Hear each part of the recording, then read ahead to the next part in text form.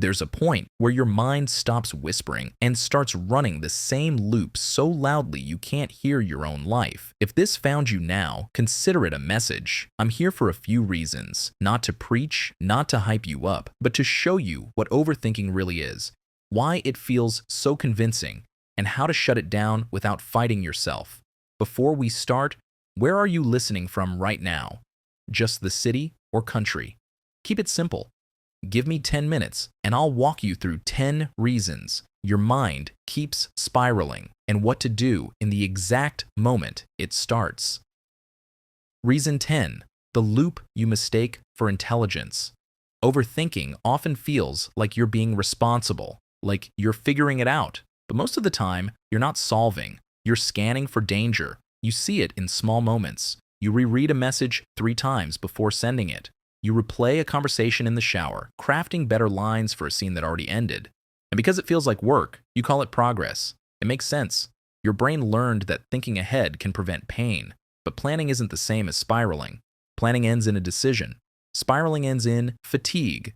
Here's the truth. Overthinking isn't depth. Overthinking is fear wearing a smart costume.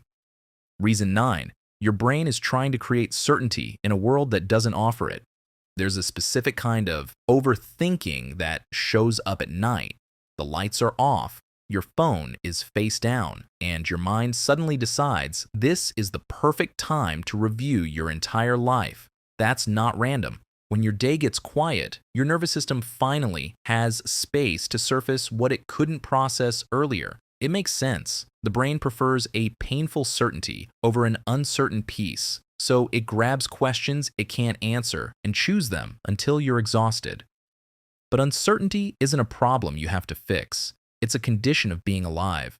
Before dawn, the night gets darker. Before your mind settles, it often gets louder. Certainty is not the price of peace. Acceptance is.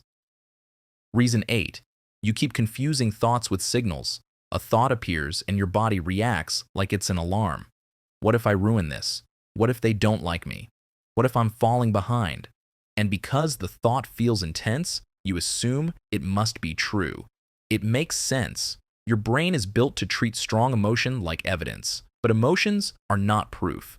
They're messages. And sometimes the message is simply, I'm tired, or I'm overstimulated, or I don't feel safe right now. Overthinking is what happens when you treat every passing thought like a prophecy. A thought is not a command. A thought is not a prediction. A thought is just a thought. Your mind can be loud without being right. Reason 7. You're trying to think your way out of a feeling you need to let move through you. Some spirals don't start in the mind. They start in the chest, a tightness, a heaviness, a pressure you can't name. And instead of sitting with it, you race upward into analysis because analysis feels cleaner than emotion. It makes sense. Feeling is vulnerable. Thinking feels controlled, but feelings don't disappear because you explain them. They soften when you allow them. Overthinking isn't always a mindset problem. Sometimes it's unprocessed emotion looking for an exit. Like a storm that wants to pass but keeps getting trapped. You don't need a better argument. You need a safer moment to feel. Reason 6. Your attention is being hijacked by stress, not curiosity. Notice when your overthinking spikes. It's usually not when life is stable. It's when you're stretched, when you've been scrolling too long, when you've had too much caffeine, when you've slept badly, when you're juggling deadlines. It makes sense. Stress narrows attention. It forces the brain into what's wrong mode. And when your attention is narrowed, your world becomes smaller. Everything becomes personal. Everything becomes urgent. That's why a tiny comment can ruin your whole day. Not because you're weak, because your system is overloaded. Even at the highest level. That's not fragility. That's biology. When your nervous system is exhausted, your thoughts become louder than your options. Reason 5. You keep reopening decisions after you already made them. You decide, then you revisit. You choose, then you relitigate. You commit, then you recheck. And your brain calls it being careful, but it's actually a trust problem. Not trust in other people, trust in you. It makes sense. If you've been punished for mistakes, you learn to fear finality. But indecision has a cost. Every reopened decision drains attention that could build your life. You don't need perfect choices. You need choices you can stand behind long enough to learn from them. Like a bow. It pulls back, holds tension, then releases. If you keep pulling and never release, nothing moves. Peace begins when you stop negotiating with the same fear every day. Reason 4, your brain is addicted to what if because what is feels uncomfortable. What if I fail? What if they judge me? What if I'm not enough? Overthinking loves hypothetical pain because it feels safer than present action. It makes sense. The future feels like a place you can control with thought. But the future is not controlled by thought. It's shaped by behavior.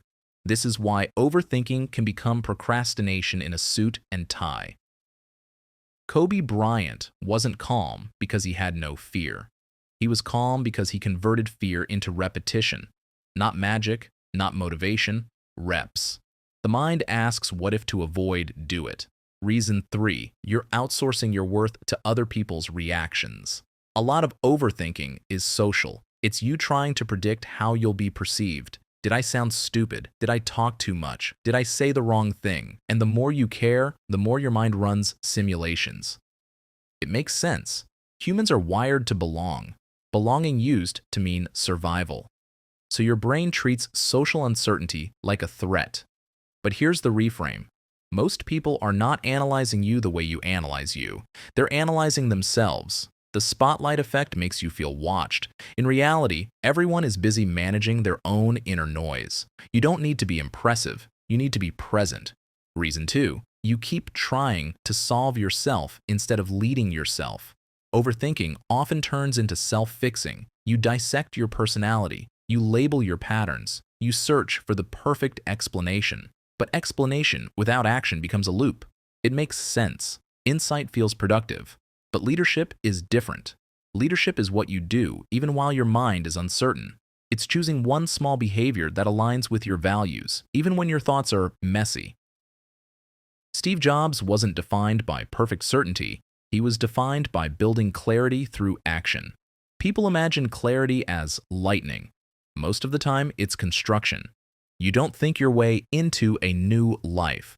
You behave your way into one. Reason 1, the off switch is not fighting thoughts. It's changing your next 30 seconds. You don't win by arguing with the thought. You win by stepping out of the arena. So do something simpler, something physical, something grounding. You shift your next 30 seconds. Do this now.